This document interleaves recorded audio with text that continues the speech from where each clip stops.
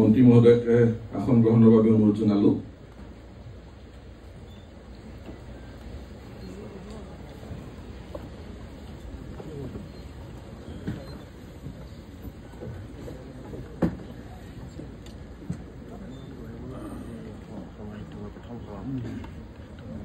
সভাৰ আৰম্ভণিতে royal global ইউনিভাৰ্চিটিৰ তৰফৰ পৰা মাননীয় মন্ত্ৰী মহোদয় আৰু আমাৰ শ্ৰদ্ধাৰ অভিভাৱকসকলক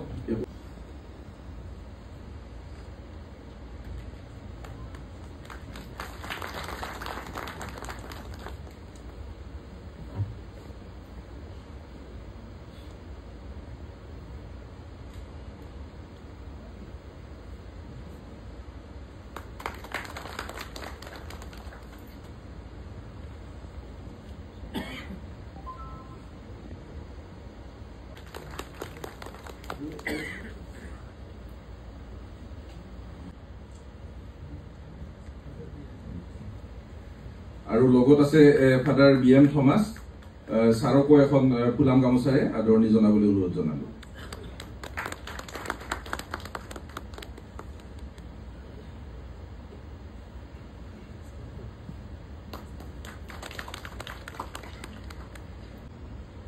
নমস্কাৰ।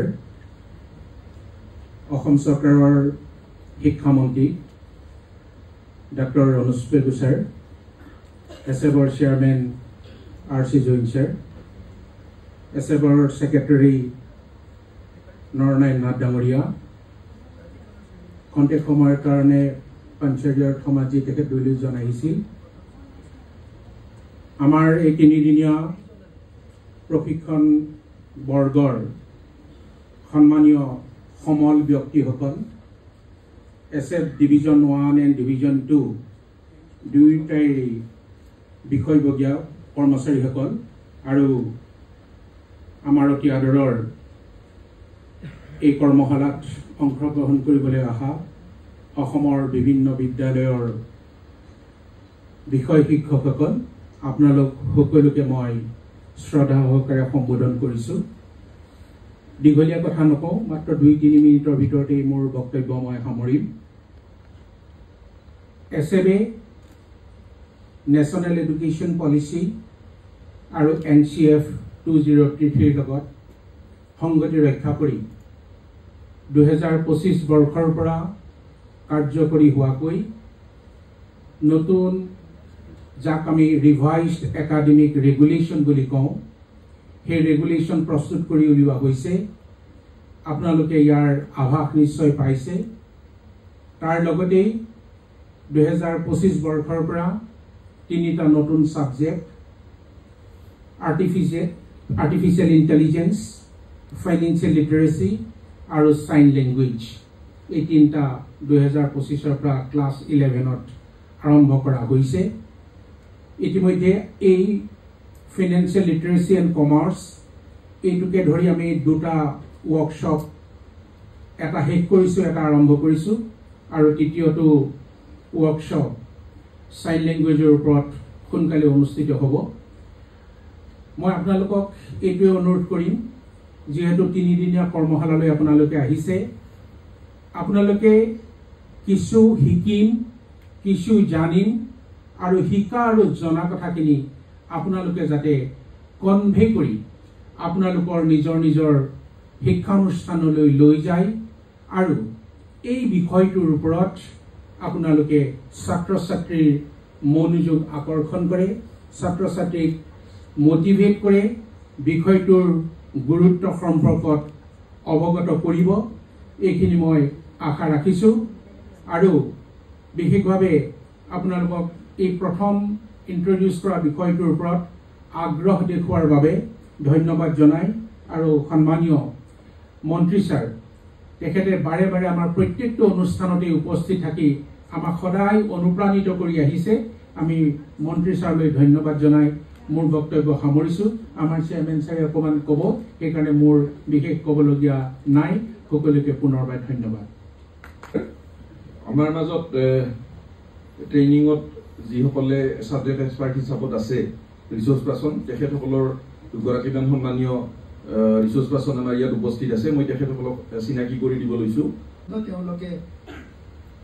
তেওঁলোকৰ যিখিনি অভিজ্ঞতা আছে তেওঁলোকৰ যিটো টেলেণ্ট আছে সেইটো দেখুৱাবলৈ আমাৰ মাজত উপস্থিত আছে তেওঁলোকক সকলোকে মই ধন্যবাদ জ্ঞাপন কৰিছো আদৰণীয় জনাইছো আমাৰ লগত সংযুক্ত হয় আমাক আপোনালোকৰ সন্মুখত থিয় হ'বলৈ এটা সুযোগ দিলে তেখেতসকল নাথাকিলে আমি হয়তো নোৱাৰিলোহেঁতেন দ্বিতীয়তে আজি আমাৰ মাজত উপস্থিত প্ৰায় 110 গৰাকী শিক্ষাগুৰুসকল আপোনালোকে উপস্থিত আছে বিভিন্ন বিদ্যালয় বা মহাবিদ্যালয়ৰ পৰা য'ত ফিনান্সিয়েল লিটাৰেসি 11-12ত হ'ব আৰু 9-10ত কমাৰ্চ সাবজেক্টটো হ'ব 9-10ৰ আমাৰ কমাৰ্চ সাবজেক্টটো 2-3 বছৰৰ পৰা চলি আছে কিন্তু খুব বেছি ভাল প্ৰগ্ৰেছ তাত নাই তাৰ কিছুমান হয়তো অসুবিধাও আছে কিন্তু যিবিলাক হায়াৰ ছেকেণ্ডাৰী স্কুলত কমাৰ্চৰ শিক্ষাগুৰুসকল আছে আৰু যিসকলে আজি ফিনান্সিয়েল লিটাৰেসিৰ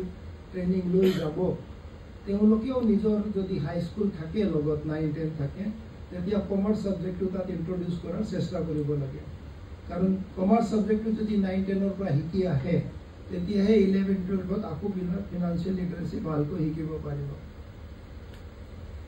ফাইনান্স বা কমাৰ্চ এই দুটা সাবজেক্ট কিয় দৰকাৰী এতিয়া খুব বেছি এসেনশিয়াল যেন অনুমান হয় তাৰ কাৰণটো হৈছে যে আমাৰ যিটো শিক্ষা ব্যৱস্থা আছে এই শিক্ষা ব্যৱস্থাটোত এমপ্লয়েবিলিটি আছে নে নাই আমি এজন ছাত্ৰ আমাৰ তাতে যেতিয়া স্কুল শিক্ষাৰ কাৰণে আহে তেতিয়া তেওঁৰ বয়স থাকে 6 বছৰ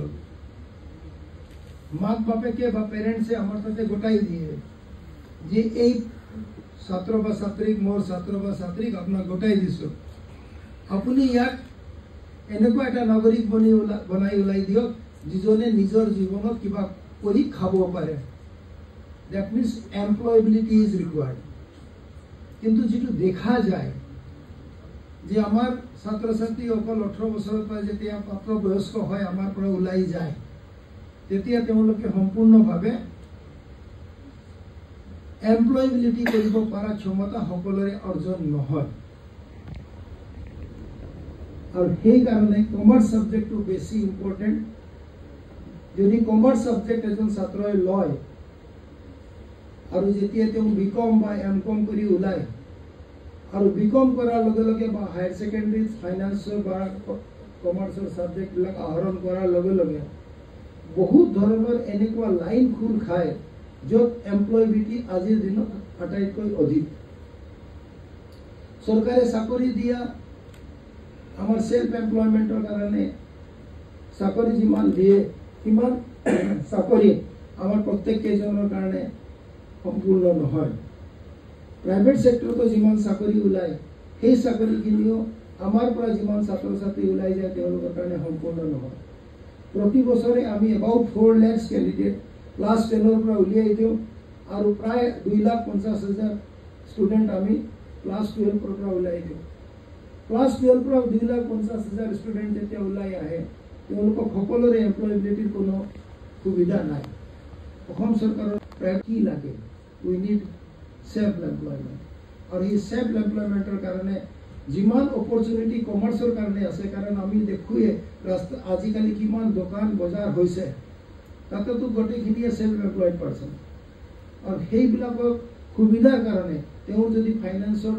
কমাৰ্চৰ নলেজ ঠিক থাকে তেতিয়া তেওঁ ট্ৰেড আৰু বিজনেস ভালকে হ'ব পাৰে সেইবিলাক কথা আমি আগত ৰাখি এই দুটা সাবজেক্টক প্ৰাধান্যতা দিব বিচাৰিছিলো আৰু আপোনালোকে আগবাঢ়ি আহিছে স্বেচ্ছাই আহিছে আপোনালোকক আন্তৰিক ধন্যবাদ জনাইছো ফিনান্সিয়েল লিটাৰেসি কিয় লগা হৈছে এতিয়া যদি আমি ভালকৈ চাও বা আমি নিজেও হয়তো ভিক্টিম হ'ব পাৰো যে আজিৰ দিনত আমাৰ যিবিলাক আৰ্জন কৰা ধন আছে সেইবিলাক আমি ক'ত ইনভেষ্ট কৰিম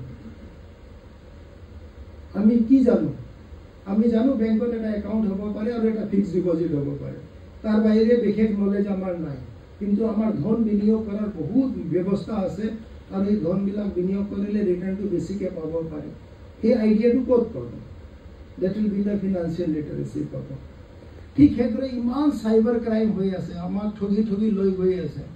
কেনেকৈ ঠগি লৈ গৈ আছে, কিয় ঠগিব পাৰিছে আমাক, সেই ঠগাৰ কেনেকৈ আমি ৰখাব পাৰোঁ? যদি আমাৰ ছাত্ৰজনে, আমাৰ পঢ়ি থকা ছাত্ৰজনে জানে, নিজৰ পেৰেণ্টকো বুজাব যে এইটো নকৰিবি দেউতা, এইটো নকৰিবি মা, তেতিয়াহ'লে তুমি ঠগৰ পৰা বাচিবা। আৰু আমি দেখোঁ যে বেছিভাগ কলেজৰ শিক্ষকসকলেই বেছি ইয়াতে ভিক্টিম হয়, কাৰণ তেওঁলোকৰ হাতত অলপ স্পেয়াৰ মানি থাকে। কিন্তু এই ভিক্টিমৰ পৰা বাচিবলৈ we must know' how to manage my finance. যদি মোৰ হাতত স্পেয়াৰ নাথাকে, মোৰ যদি গোটেই টকাবিলাক ভালকৈ ভাল জেগাত ইনভেষ্ট হৈ থাকে, তেতিয়াহ'লে তেওঁলোকৰ চক্ৰত পৰাৰ কোনো সুবিধা নাই। কিন্তু মোৰ যদি পইচা থাকে, মই ভালকৈ ইনভেষ্ট কৰিব পৰা নাই, মোৰ হাতত থাকে, তেতিয়াহ'লে যদি মোক কোনোবাই টেম্পটেশ্যনৰ এটা ফোন কল কৰে, আই উইল বি চিম্পলি টেম্পটেড আৰু ফাঁচি যাওঁ তাত। সেইবিলাকৰ কাৰণে financial management is a most important part. আমাৰ দুটা ছাবজেক্ট আছে, ফাইনেন্সো আছে, ফিনান্সিয়েল মেনেজমেণ্টো আছে। অহা বছৰৰ পৰা হয়তো আমি ফিনান্সটো গুচাম, কাৰণ এটা ছাবজেক্টে ৰাখিম। আৰু এতিয়াও যদি কোনোবাই ফাইনেন্স লৈছে, কাৰণ যিটো ফাইনেন্সত আমি শিকাব বিচাৰিছোঁ তাতকৈ বহুত অধিক ফিনান্সিয়েল মেনেজমেণ্টত দিয়া হৈছে। এইকাৰণে যদি ফিনান্সিয়েল মেনেজমেণ্টৰ ফালে যায়, then it will be far better, because আমি financial management is management of your finance, simple enough. আৰু সেইটো আমাক এতিয়া বহুত বেছি দৰকাৰ হৈ আছে। সেইদৰে আমাৰ ভাইচ চেয়াৰমেন ছাৰে কোৱাৰ দৰে আমি আৰু দুটা ছাবজেক্ট কৰিছোঁ, আৰ্টিফিচিয়েল ইণ্টেলিজেঞ্চি, যিটো মষ্ট ৰিকুৱাৰ্ড ছাবজেক্ট। তাৰ কাৰণে 137 টিচাৰে অলৰেডি IIT গুৱাহাটীত ট্ৰেইনিং লৈ গৈছে। আৰু এটা নতুন ছাবজেক্ট আমি মাননীয় মন্ত্ৰী মহোদয়ৰ আমাক নিৰ্দেশ মতে আমি 3টা ছাবজেক্ট কৰিছিলোঁ। আৰু তাৰে ভিতৰত আৰু এটা ছাবজেক্ট আছে যিটো হ'ল চাইন লেংগুৱেজ। চাইন লেংগুৱেজটো হ'ল যে আজিকালি আমি যদি এমপ্লয়েবিলিটি ক'ৰবাত বিচাৰি যাওঁ, there is a scope to get the employability in sign language. কিয়? যে about 1% population of India suffer from the আমাৰ ডিজেবিলিটি আছে, তেওঁলোকে হিয়াৰিং ডিজেবিলিটি আছে, তেওঁলোকক চাইন লেংগুৱেজ লাগে। তেওঁলোকে হয়তো কিছুমান ইনষ্টিটিউশ্যনত যায়, তেওঁলোকে চাইন লেংগুৱেজ বুজি পায়, কিন্তু তেওঁ কাৰ লগত কমিউনিকেশ্যন কৰে? নিজৰ পেৰেণ্টছৰ লগত কমিউনিকেট কৰে, নিজৰ চিবলিংছৰ লগত কমিউনিকেট কৰে। তেতিয়া তেওঁ কমিউনিকেট কৰিব নোৱাৰে, কাৰণ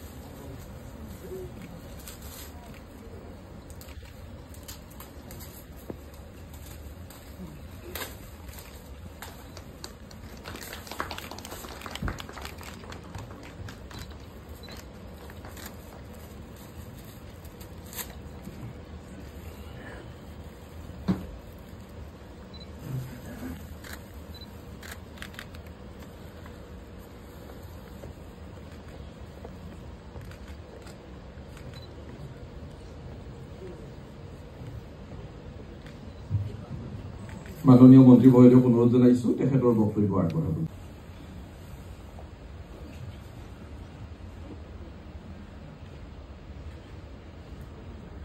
অসম ৰাজ্যিক বিদ্যালয় শিক্ষা বোৰ্ডৰ মাননীয় অধ্যক্ষ ৰমেশ চন্দ্ৰ জৈন ডাঙৰীয়া, উপাধ্যক্ষ ৰুক্মু গোহাঁই বৰুৱা ডাঙৰীয়া, সচিব শ্ৰী নৰনাৰায়ণ নাথ ডাঙৰীয়া, লগতে আজিৰ আমাৰ এই প্ৰশিক্ষণত প্ৰশিক্ষক বা সমল ব্যক্তি হিচাপে উপস্থিত থকা মাননীয়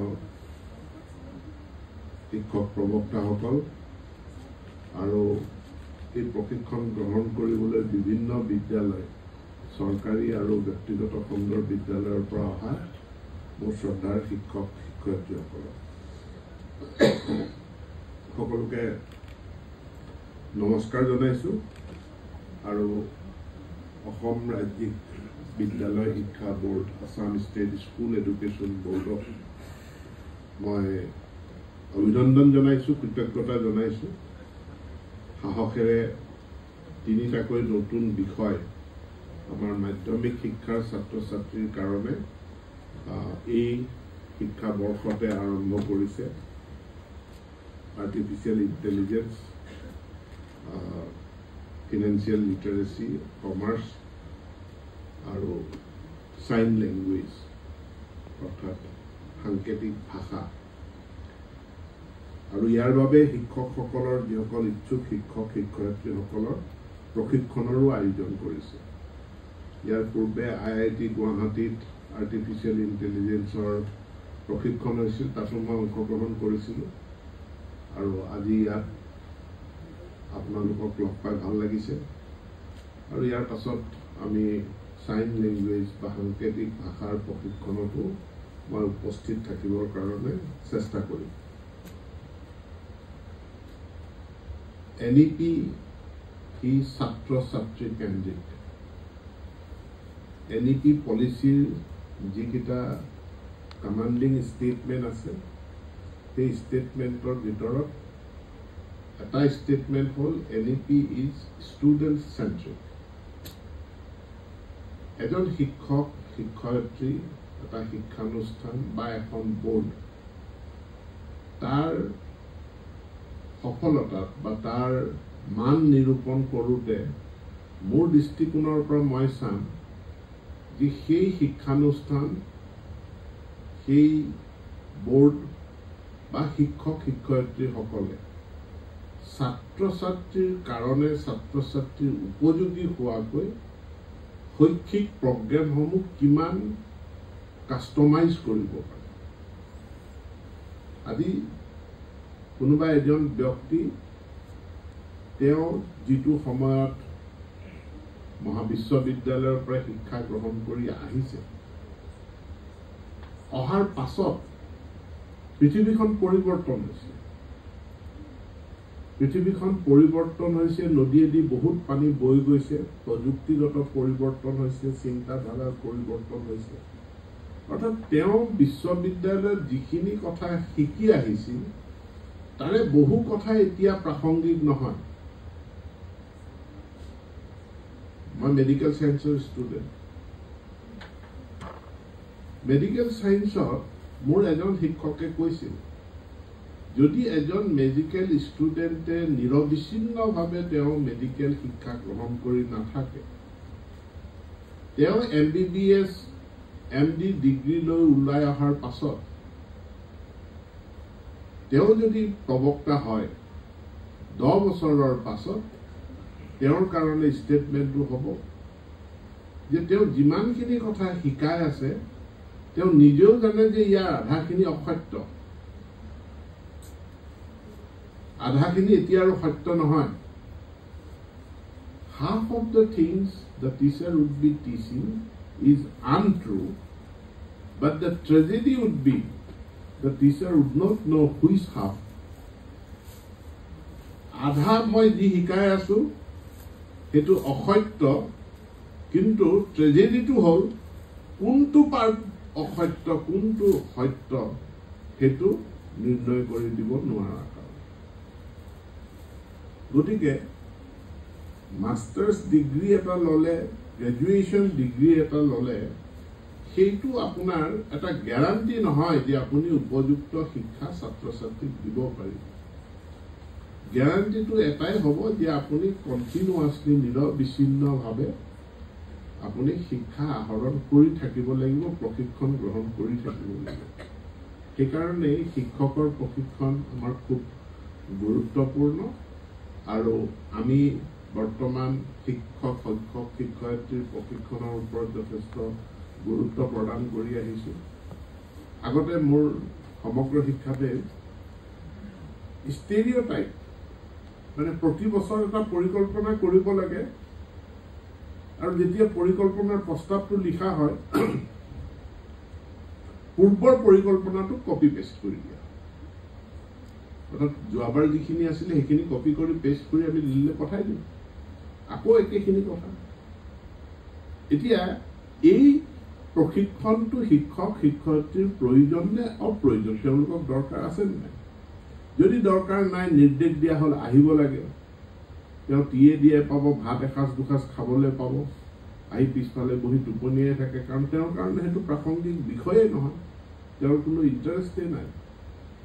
যাৰ কাৰণে সমগ্ৰ শিক্ষাত আমি এটা মেচিভ সাৰ্ভে কৰিলোঁ আমি শিক্ষকসকলৰ পৰাই ফিডবেক বিচাৰিলোঁ কি লাগে আপোনাক কি প্ৰশিক্ষণ আপোনালোকে লাগে আৰু শিক্ষক শিক্ষয়িত্ৰীৰ পৰা যি ফিডবেক আহিল সেই ফিডবেকৰ ওপৰত আমি প্ৰশিক্ষণ ফৰ্মুলেট কৰিছোঁ আৰু এতিয়া শিক্ষক শিক্ষয়িত্ৰীসকলে বিচৰা প্ৰশিক্ষণ দিব পাৰিছোঁ কাৰণে আমাৰ প্ৰশিক্ষণবিলাক ফলপ্ৰসূ হৈছে আমি বহুতে এটা ধাৰণা কৰি লওঁ আমি যিটো জানো সেইটো আমি শিকাব বিচাৰোঁ এটা জেনেৰেল টেন্ডেন্সি সকলো মানুহৰে যে মোৰ যি বিষয়ৰ ওপৰত মোৰ পাৰ্গতালি আছে সেইটোকে মই ক'ব বিচাৰোঁ জহাব বিচাৰোঁ সেইটোকে মই শিকাব বিচাৰোঁ কিন্তু মই যাক শিকাব বিচাৰিছোঁ তেওঁৰ সেইটো প্ৰয়োজন আছে তেওঁৰ তাত কিমান ইণ্টাৰেষ্ট আছে তেওঁৰ যদি ইণ্টাৰেষ্ট নাহে তেনেহ'লে মইতো বকি থাকি লাভ নাই তেওঁ সেইখিনি গ্ৰহণ নকৰিব গতিকে শিক্ষক শিক্ষয়িত্ৰী বা আমি সকলোৱে আমি সদায় এইটো কথা চাব লাগে যে আমি যাক জ্ঞান দিব বিচাৰিছোঁ যাক অলপ সহায় কৰিব বিচাৰিছোঁ যাক অলপ আমি ফেচিলিটেট কৰিব বিচাৰিছোঁ তেওঁ তাত আকৰ্ষিত হয়নে নহয় তেওঁ তাত ইণ্টাৰেষ্টেড হয়নে নহয় যদি ইণ্টাৰেষ্টেড নহয় সেইটো তেওঁৰ অজ্ঞতাৰ কাৰণে ইগনোৰেঞ্চৰ কাৰণে নে তেওঁ এটা ইনফৰ্মড তেওঁ জানে আৰু জানি তেওঁ সিদ্ধান্ত লৈছে যে মোৰ কাৰণে এই বিষয়টো নহয় এতিয়া আমাৰ ছাত্ৰ ছাত্ৰীসকলৰ মাজত যে জীৱনটো কেৰিয়াৰটো কেনেকৈ গঢ় দিব পাৰিম কোনখিনি বস্তু কামত আহিব কোনখিনি কামত নাহিব ইয়াৰ কাৰণে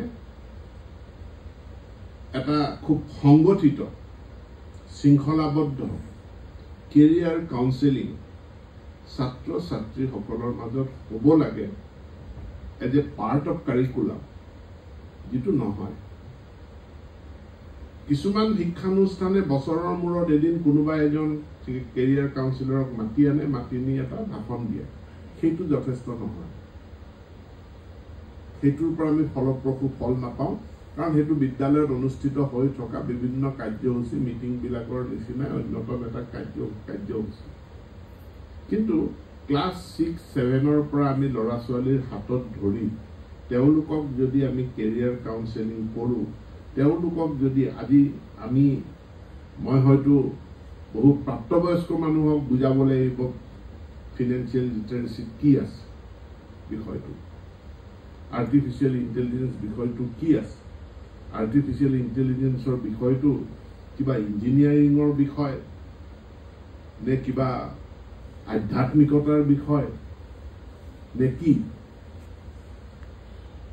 একেদিনাই এটা আলোচনা চক্ৰ বা এটা ট্ৰেইনিঙত প্ৰশিক্ষণত এই কথাখিনি শিকিব পৰা নাযায় গতিকে নিৰবিচ্ছিন্নভাৱে ক্লাছ 6 অনৱাৰ্ডছ 6ৰ পৰা আমি ছাত্ৰ ছাত্ৰীসকলৰ এটা কেৰিয়াৰ গাইডেন্স কেৰিয়াৰ কাউন্সেলিং আমি কৰা প্ৰয়োজন আৰু যিটোৱে ক্লাছ 10ৰ পাছত এটা বেলেগ গতি ল'ব ক্লাছ 12ৰ পাছত এটা চূড়ান্ত গতি ল'ব আৰু যিটো চূড়ান্ত গতিয়ে ছাত্ৰ বা ছাত্ৰীগৰাকীক তেখেতৰ ডিজায়াৰ তেখেতৰ ইচ্ছিত যি লক্ষ্য আছে সেই লক্ষ্যত উপনীত হোৱাৰ কাৰণে সহায় কৰিব এই কথাখিনি নোহোৱাৰ কাৰণে কেৱল JEE নীট লৈ পেলাই গোটেই সমাজখন হুলস্থুল পইচা ধাৰ কৰি হ'লেও এলেনত এডমিশ্যন ল'ব লাগিব মোৰ তাতে এইকেইদিনতকৈ বহুত আহিছে অলপ আৰ্থিকভাৱে সহায় কৰক ল'ৰাই নামানে ছোৱালীয়ে নামানে এলেনতে পঢ়িব এলেনত পঢ়িলে কি হ'ব পাছ কৰিব সেইটো নাজানো কিন্তু এইটো এটা ভাইৰাছ টাইপ হৈ গৈছে যে কোচিং মই কৰিব লাগিব কোচিং ইনষ্টিটিউটত যাব লাগিব আৰু পৃথিৱীত যেন মানে অকল দুটাই কোৰ্চ আছে এটা মেডিকেল এটা ইঞ্জিনিয়াৰিং আৰু তাৰ বাহিৰে যেন বেলেগ কোনো কেৰিয়াৰ নাই ইয়াৰ বাবে অভিভাৱকসকলৰ এনে মানসিকতা গঢ় লৈছে তাৰ কাৰণে দায়ী কোন তাৰ কাৰণে আমি সব দায়ী তাৰ কাৰণে আমি দায়ী কাৰণ আমি সমাজত সেই এৱেৰনেছ আমি সৃষ্টি কৰিব পৰা নাই যে অন্য কি কি অপশ্যন আছে। আজি কোনোবা এজন মেধাৱী ছাত্ৰ পাছ কৰিছে MBBS MD বা তেওঁ এজন সাইণ্টিষ্ট হৈছে, তেওঁ ব্যক্তিগতভাৱে তেওঁৰ এটা এচিভমেণ্ট আছে, তেওঁ সেই ধৰণে এটা অৱদান আগবঢ়াইছে, ঠিকে আছে, কিন্তু তেওঁ এজন মানুহকো এমপ্লয়মেণ্ট নাই দিয়া। কিন্তু সেই একেখন বিদ্যালয়ৰ এজন ছাত্ৰ যিজন 3rd ডিভিজনত পাছ কৰিছিল, সেই 3rd ডিভিজনত পাছ কৰা ছাত্ৰ বা ছাত্ৰজনে আজি এটা ইণ্ডাষ্ট্ৰী প্ৰতিষ্ঠা কৰিছে, কোনোবা এটা বেকাৰী ইণ্ডাষ্ট্ৰী প্ৰতিষ্ঠা কৰিছে, 200 মানুহক এমপ্লয়মেণ্ট দিছে।